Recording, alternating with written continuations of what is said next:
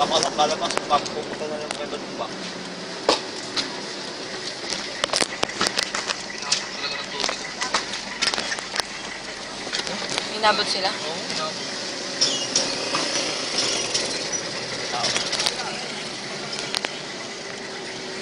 Oh!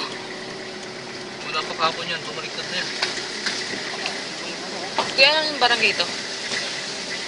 Wala, dito kami naligaw ni Ma'am eh. Dito kami naligaw. Kaya ka riski na ka na ha? Pasay National High School.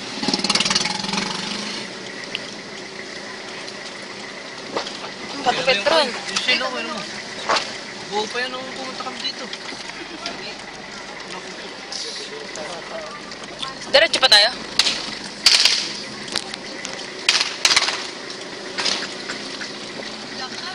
Nakayos. Sabi naman ang nangyayari dito.